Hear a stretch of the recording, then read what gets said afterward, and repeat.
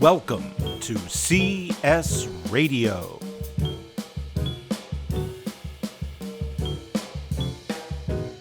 Hello, everyone. Welcome to episode 226 of CS Radio. I'm J. Michael DeAngelis. And I'm Natty Leach. Welcome back, Mr. Leach. Thank you. I was in Boston. Yeah, good old Boston. What were you doing there? Were you? I was at the Cubs conference, and I'm laughing because I thought, I should look up what the acronym of Cubs is just to be sure. We had like a minor argument in staff meeting about what it was because none of us could figure it out. Here's what I know for a fact about you. Okay. You don't want to know what that stands for. You feel better not knowing what the name of your professional organization really is. There's a certain mystique to it. Right. And whatever it really is, you won't like it. Here's what I tell people what it is, which I know is wrong. Okay. I tell people that it's the Consortium of Undergraduate Business Schools. Sure. Because that makes sense. That's what it does. is. Cubs. But that's not what it stands for. I think that it stands for something like, and this doesn't make sense, Careers Undergraduate Business Symposium. No, that's terrible. But I'm pretty sure that's what it stands for. It's because it's like, it was a subgroup of NUBS, which is the National Undergraduate Business School Symposium, which that sort of makes sense. But then when you have a split-off group, they're like, oh, we're just going to do one that's just for the career advisors in the career development and services offices. Then the name got all kind of weird. So you weren't just sightseeing, is what you're saying. You were out there doing some professional development work. Yeah, and it was nice. It was actually a pretty good conference. I think we were talking about what I ranked professional development conferences in our tier list, and I couldn't remember, but I didn't think it was very high. But this was a good conference. It was a good one to go to. Got to connect with, especially when you have a smaller conference that's so specific to what you do, which there are different levels of that. I think sometimes we look at some of our national conferences where it's like, oh, it's everyone who does career advising. That'll be great. But then there's so much more nuance depending on like the type of school, the size of school, the population of students you work with.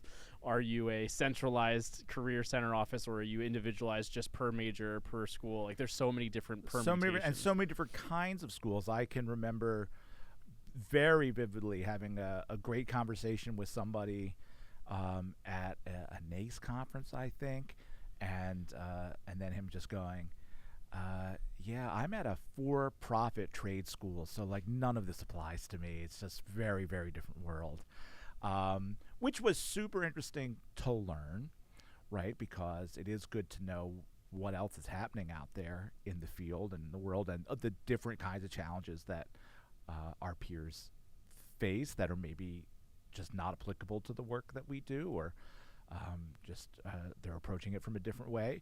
So I thought we would spend a little bit of time today. You can fill us in, since it is a career conference. You can fill us in a little bit on some of the things that were discussed. Spill the secrets. At the Cubs conference. But we can also talk about the importance, or maybe the unimportance, of going to professional conferences and belonging to professional organizations. You and I have been to our fair share of conferences, so we both are members of NACE, which is the National Association of Colleges and Employers, right? So that's just what it sounds like. I prefer to tell people that it's not. I don't actually have one. Yeah, it's the not anything. No, I don't know what the fake one would be, but so we belong to that, and that is exactly what it sounds like. It's a lot of recruiters and career centers coming together to discuss. That one's weird because it's a combination. Like, it's not just a career advisor; it's also the employers. Exactly. Which is kind of where the biggest benefit of that conference is that you get to hear kind of both sides of, like, this is what recruiters are expecting from students. This is what we're trying to help our students be ready for. So I think at its best, NACE has a really good combination between those two things.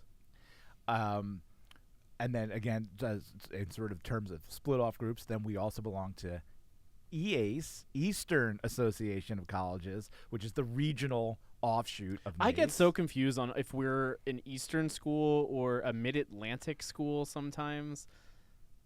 Well, in terms of NACE, we're Eastern. I know. For Eastern NACE, we're. It just depends on how people break things down. But I'll often see categorizations, and I'm like, wait, am I East or am I Mid-Atlantic? I think I think in terms of handshake, we're Mid-Atlantic because they've got an Eastern and a Mid-Atlantic breakdown.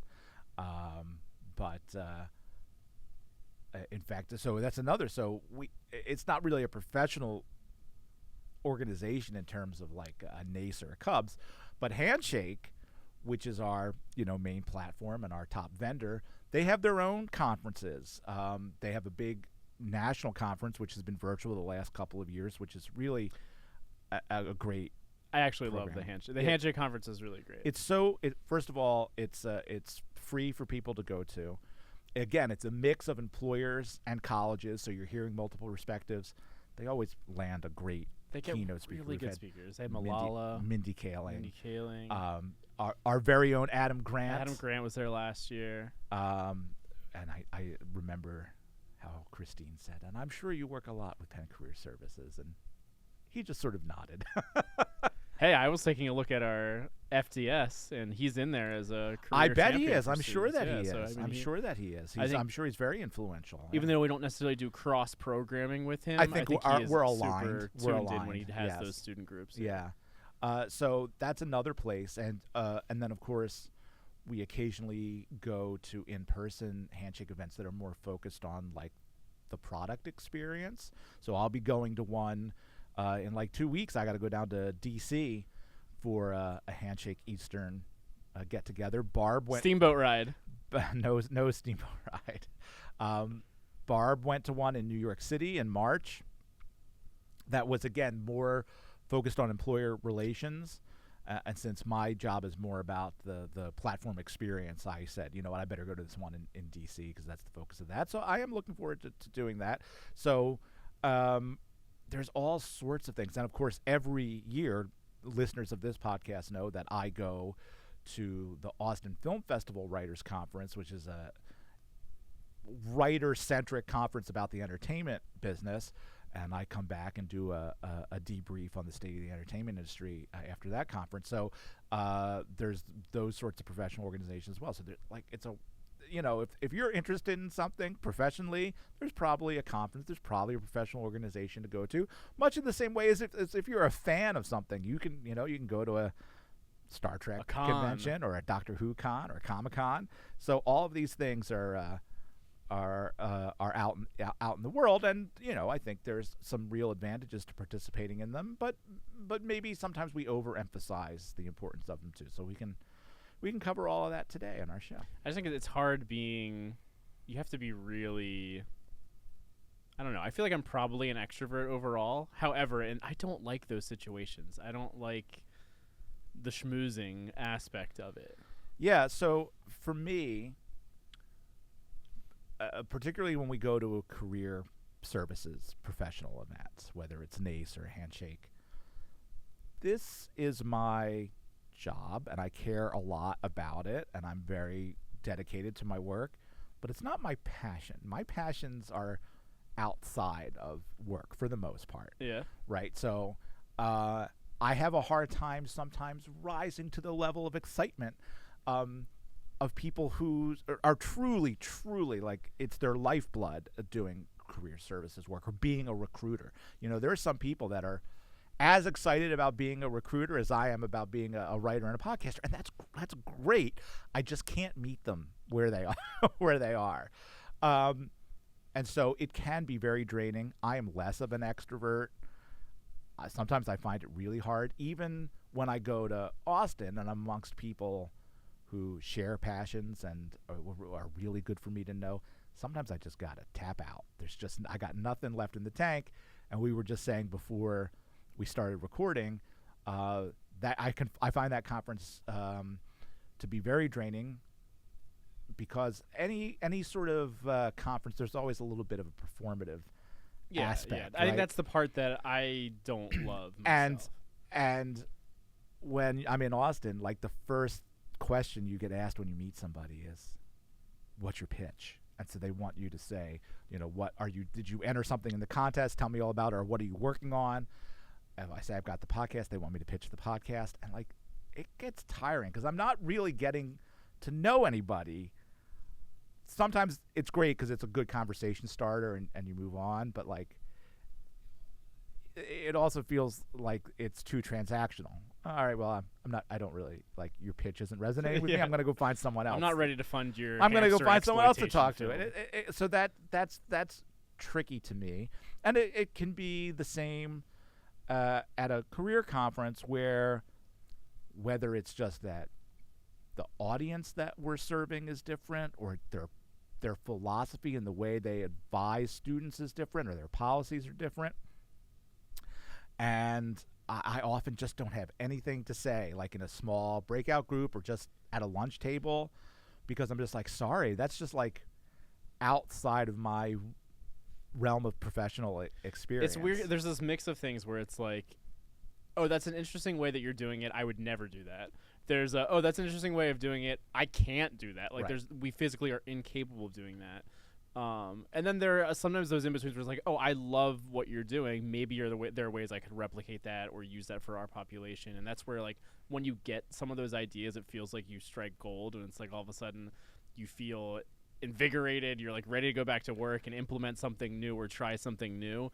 And that's amazing. But it's really hard when you get stuck in between that element of, I don't know if this is actually something that is feasible or could work in our setting versus the setting that I'm hearing about from another school. You know what I find, so I think you're absolutely right, because you can so again, often these things are multiple days. At minimum it's going to be a full day of your time, a one-day thing like this handshake thing I'm going to, and I got to travel down to DC and travel back, so it's like a full day of stuff. The train ride to Boston, it was great. Just like 6.5 hours of It flew by. I just sat. I watched some movies. I watched National Treasure. I played some Super Nintendo on my phone. I mean, it sounds great. Yeah. So it can be very draining. You know, the NACE conference is like 3 or 4 days. Yeah. Even the handshake virtual conference is 2 days. So And sometimes people like to tack on things. So like Oh, handshake sure. used to do that too, where like it would combine with. I mean, there's always a social aspect too. So you're there all day, and then maybe there's a dinner, or there's some sort of theme or night, a steamboat ride. or a steamboat ride that you don't get invited to. I'm not bitter. I'm not bitter. Or you're just, they're often in these big national conferences, are often in big cities. We've been to Vegas. We've been to New Orleans. I got to go to Portland. So then you're like, well, I'm here. I want to see Vegas. I want to see Portland. I want to see New Orleans. And we saw a lot of New Orleans. We did. So that's one of the most challenging parts of a conference is they're always in these really cool locations, and you basically never have time to actually explore that location. We noticed this at, what was the conference that was here in Philly last year? Was it Eastern Ace? Eastern and Ace. NACE is here this year. Yes. Where it was like you could tell there was energy of people who wanted to go get cheesesteaks. And so they had cheesesteaks as part of the catering lunch, which it was a nice thought. It was a nice gesture, but it was not, the real Philly cheesesteak experience. Catering cheesesteak. I know Dustin had a lot to say about that. I was away. I missed Eastern Ace. I was on vacation.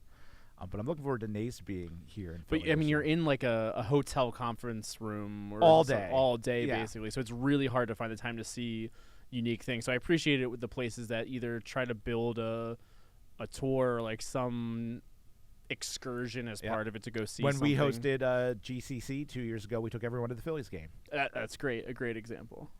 Yeah, that's always appreciated. So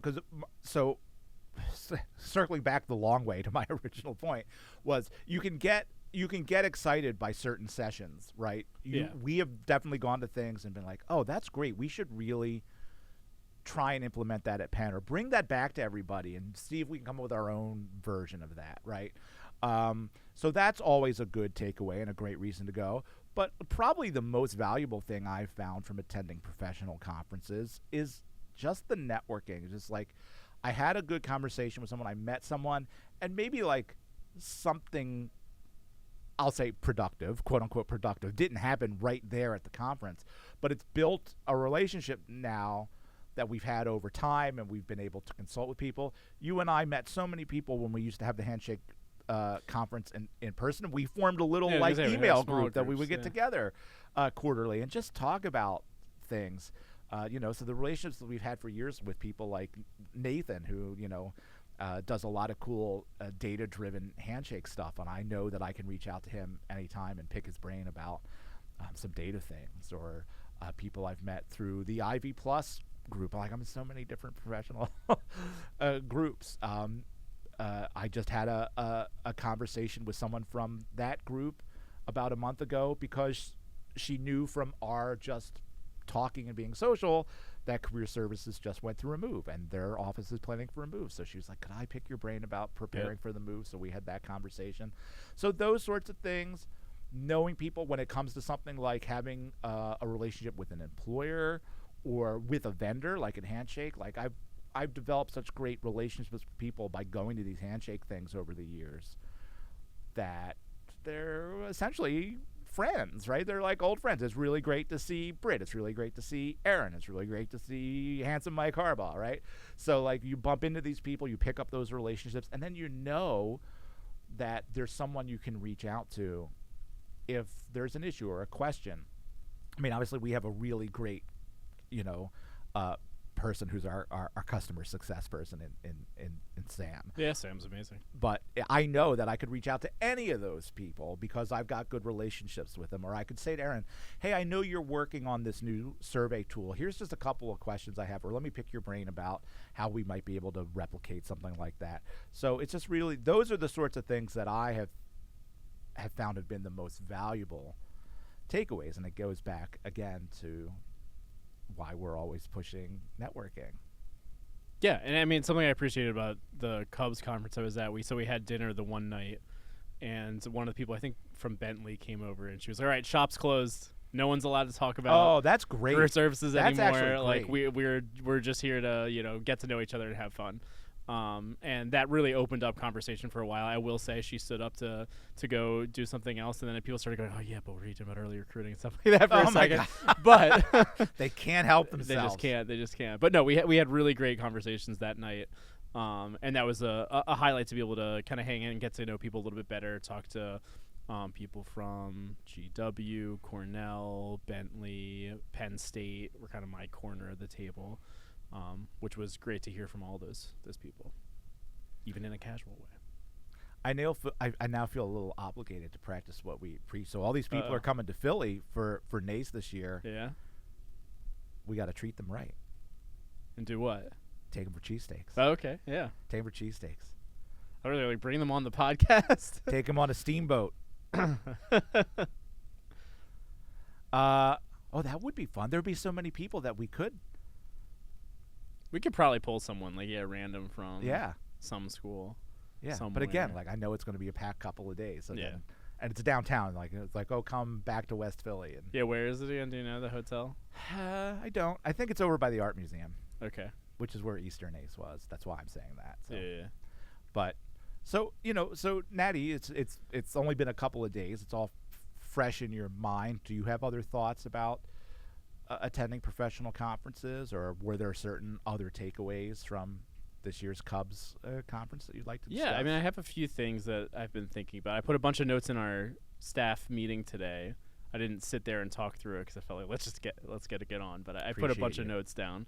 I think some of the things I've been thinking about. I mean, we commiserate with all the same things, so it's a great conference to go to because we have such a core business school students are all very similar in a lot of ways.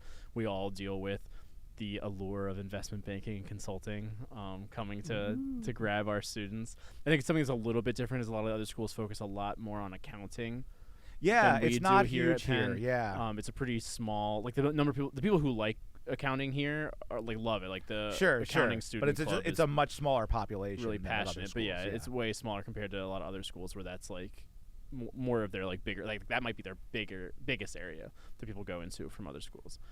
So we commiserated about early recruiting. That always happens, it seems like. Don't know if we have any answers, although there's some energy to try to quote unquote fight back. I in think some there's sort of always way, the energy. I don't know.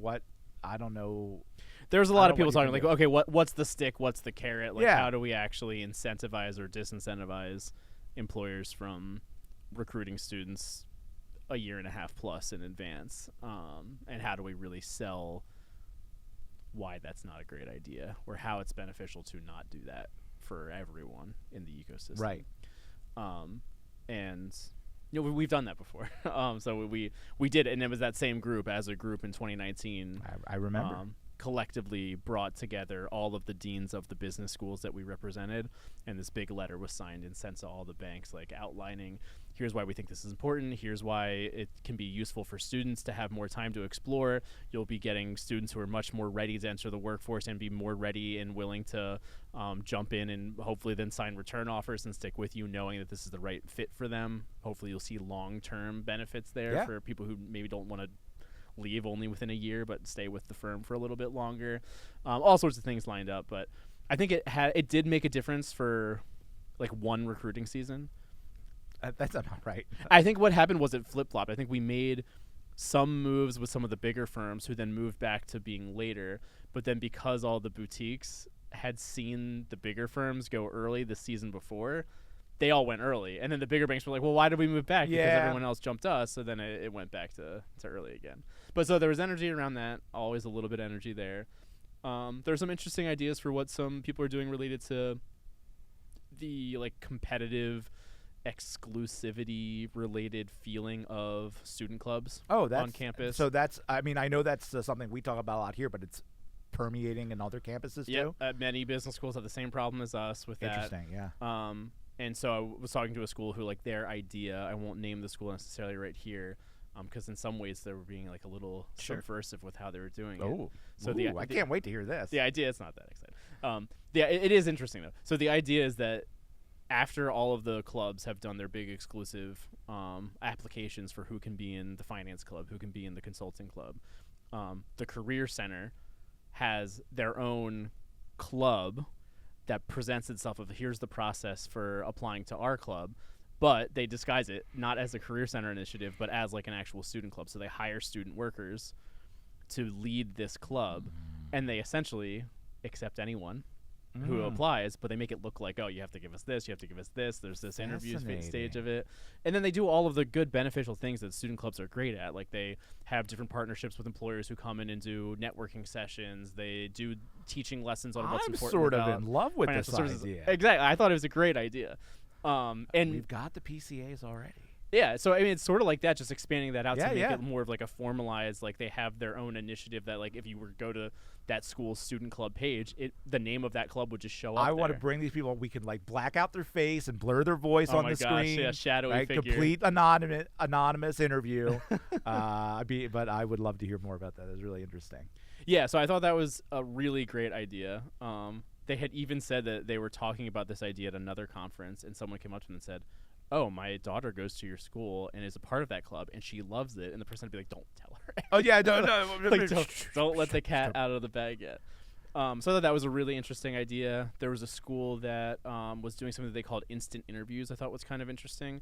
So basically it was basically like coffee chats that we do here on campus, except a little bit more structure from their employer relations team, where they would have coffee chats that were purely open blind. Any candidate could go and sit down and talk with the recruiter for 15, 20 minutes, and it essentially acted as a screener, a more formalized screener. So it was somewhere between like an on-campus interview and a coffee chat, and the employers were then required to reach back out to those students and let them know, oh, we'll move you on to the final round interview or the larger interview next. But I thought it was interesting that they were all totally blind interviews. Like the whole premise was to try to get students feeling like there's less of that black hole when they submit applications and they don't hear back. I think there were some questions from people like, oh, what if it's an international student and that employer doesn't hire international students? And that school's response was, oh, we don't have that many international students. So that was kind of an example of, oh, that would be kind of a difficult thing to navigate for us where we do have a lot of international students. But I still thought that was kind of an interesting idea and a different twist on the on-campus interview process. For sure. I mean, again, so right there, like there's two things right out of the gate. You're like, oh, those are exciting ideas. Maybe we couldn't replicate them exactly, but it's good to bring that energy and those fresh ideas back because, you know, also we talked about this maybe 2 weeks ago. I think the last time you were here, and we were talking about how it's you know, end of the year review time. It's like, I've been here a long time. I don't have that many new things to say. You need a right? brand new initiative. And sometimes you can feel that way. You know, just in your day, like, well, we've tried everything. I don't know how many fresh ideas I have in me to look at on-campus recruiting or to deal with a student club issue. So to get those outside ideas, it can energize you, even if you're not going to do exactly those things. I know I've had the reverse happen, where I've had that effect on people, because when I was in Portland in 23, I presented on my improv for interviewing class, and I still get people. I just had someone email me this week and say, we've been talking about it since we saw you, and we're finally going to do it, and do you have any advice? Can you look at our handouts? And I'm like, That's awesome. Like, it's so awesome. Yeah. Like, really, that to know that that's had a ripple effect is great. The exchange of ideas and like Yes. seeing them actually like come to life some places. I mean, we were on the flip side of that with I would say our Career Champions program was highly influenced by other schools who were already doing 100%, something like that. 100%. Yeah. I think UConn was the first place I saw that had this really developed Career Champions idea. And then I spent, 2 summers ago now, I did a whole study of different places that had Career Champions programs, and the wide range of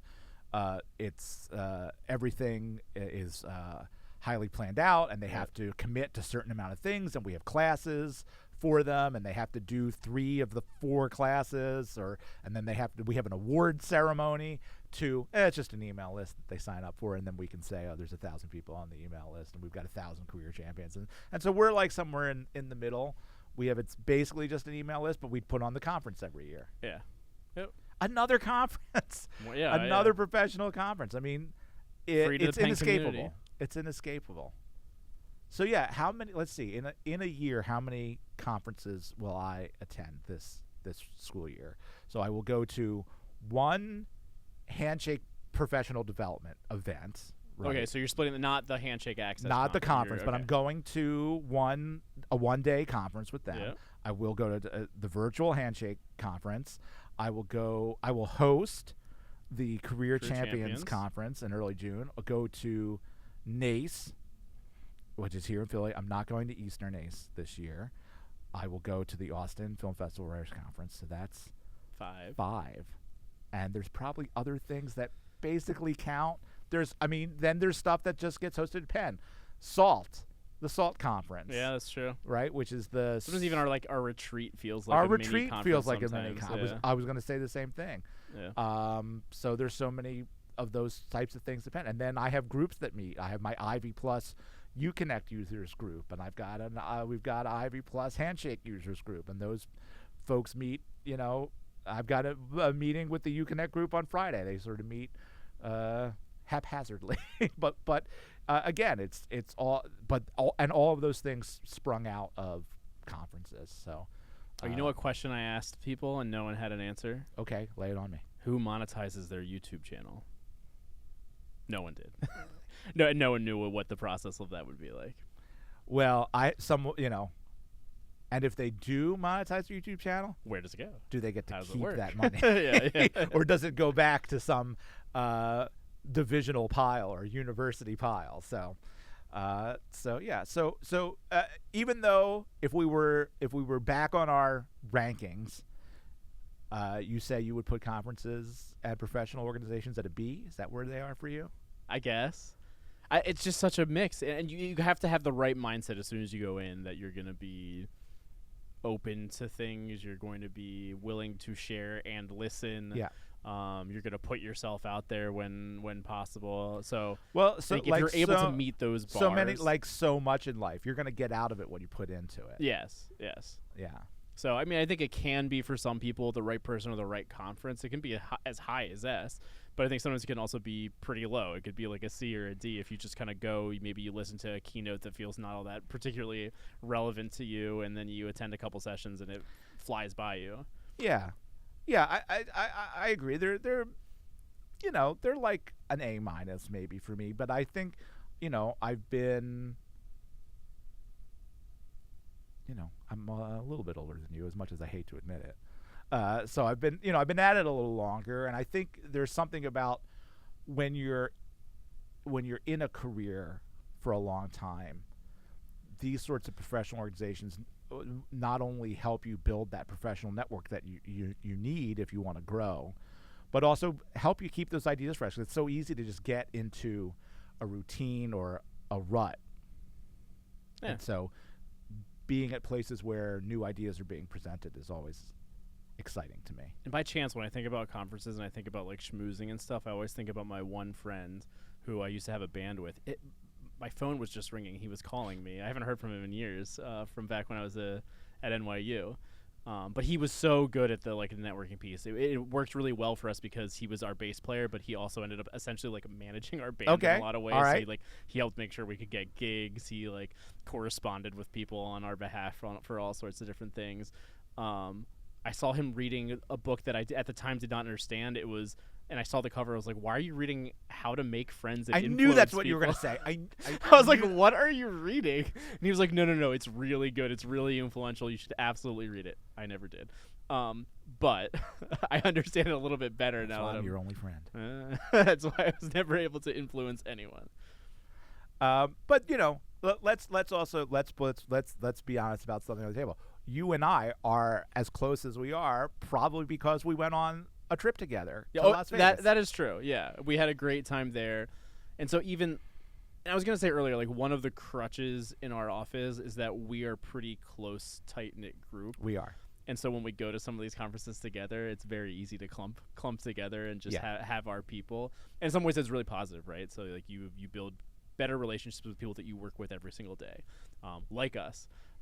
But then other ways, like stepping out of your comfort zone, might be good for us in some places where we could, meet a new colleague or learn about someone else in another school. That could be hugely beneficial too. So I think it's a balance. And I think about that sometimes where I know that I'm relying on our clump of staff for things. Sure. But depending on the day, sometimes that's all I got in me. Yeah. But again, it was a perk. We got to know each other outside of work, but in a professional setting. Yep.